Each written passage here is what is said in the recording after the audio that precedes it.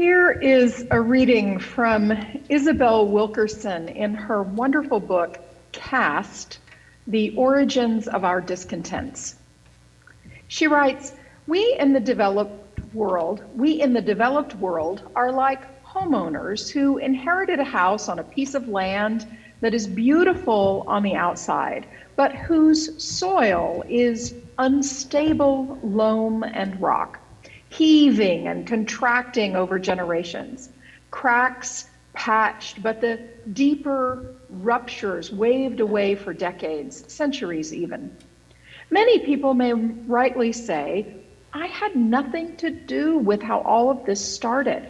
I have nothing to do with the sins of the past. My ancestors never attacked indigenous people, never owned slaves. And yes, not one of us was here when this house was built. Our immediate ancestors may have had nothing to do with it, but here we are, the current occupants of a property with stress cracks and bowed walls and fissures built into the foundation. We are the heirs to whatever is right or wrong with it. We did not erect the uneven pillars or joists, but they are ours to deal with now. And any further deterioration is, in fact, on our hands. Like other old houses, America has an unseen skeleton, a caste system that is central to its operation, as are the studs and joists that we cannot see in the physical buildings we call home. Caste is the infrastructure of our divisions. It is the architecture of human hierarchy, the subconscious code of instructions for maintaining, in our case, a 400-year-old social order. Looking at caste is like holding the country's X-ray up to the light. Close quote. Congregations and larger associations are like that old house. As Paula Cole-Jones reminds us, we are communities of communities, both within and beyond our walls. We've gotten a report on this old house from an inspector. At the Unitarian Universalist Association's General Assembly in New Orleans in 2017, the Commission on Institutional Change was convened and charged with conducting an audit of the power structures and an analysis of systemic racism and white supremacy culture within the UUA, the Unitarian Universalist Association. At First Unitarian Society, we are a member congregation of the UUA, and some of us consider ourselves only tangentially connected to the larger association because of our explicit humanism. Even so, this final report of the Commission has much to teach us about how we have real room for improvement in our expressions of hospitality and welcome, our commitment to deepen our spiritual practices, including the practice of justice making, and the ways we care for each other. Today, Reverend David and I will share some ideas about widening the circle of concern from the inside out. The report on the Commission for Institutional Change, the report is called Widening the Circle of Concern, centers the voices of those that have been silenced or drowned out, and it illuminates places where elitist or exclusionary white privilege inhibits connection and creativity. It asks white people to do the interior and structural work of dismantling white supremacy culture within themselves and their institutions. The report says this: just as we can understand that the current paradigm of white dominance centers white identity and the comfort of white identified people, we can also understand that a more just and effective system would center the comfort, safety, growth, agency, and capacity for self-realization of those who are currently most oppressed. This change in centering would have a benefit for all. So here's a story from the before times, the before COVID times. Imagine you are a young Black person who has come to FUS for the second or third time. Imagine that you now see some familiar faces and you greet people and they greet you back. You go down to the lower assembly hall for a mini meal, and there you are having a conversation with a couple of white folks about whatever. Another white FUS member joins your group because she needs to talk to one of the participants. She enters and dominates the conversation. And when you, the Black person, the Black newcomer, says something about your own experience, whatever it is, this new voice contradicts you about your own experience.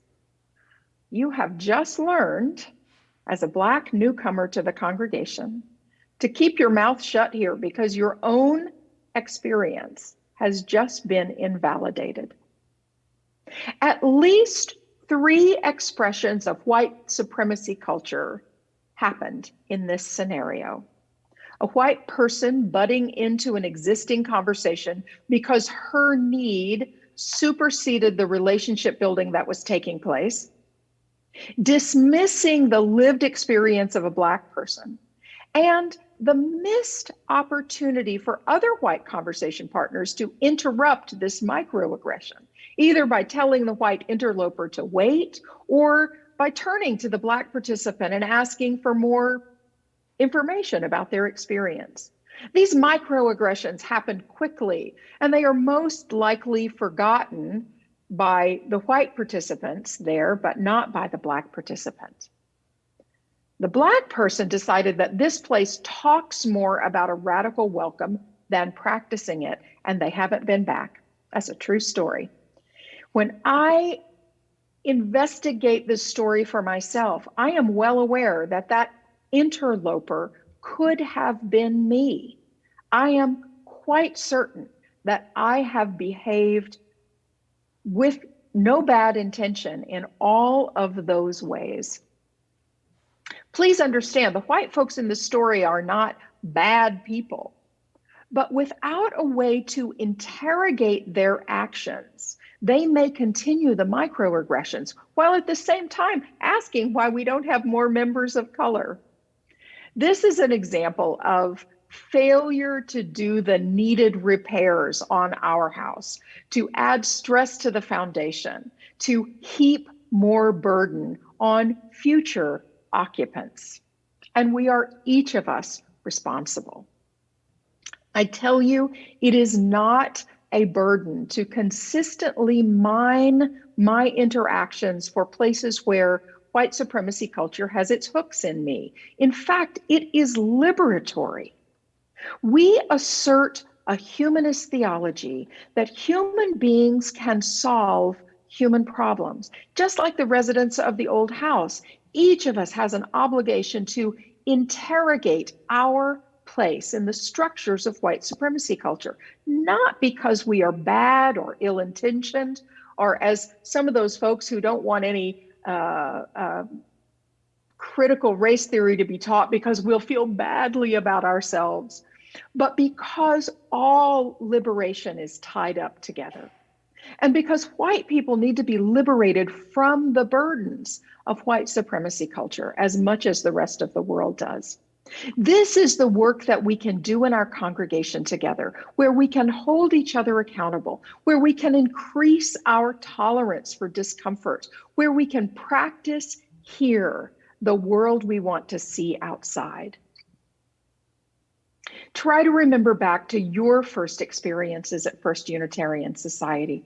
It may have been many months ago or years ago, or it may be today.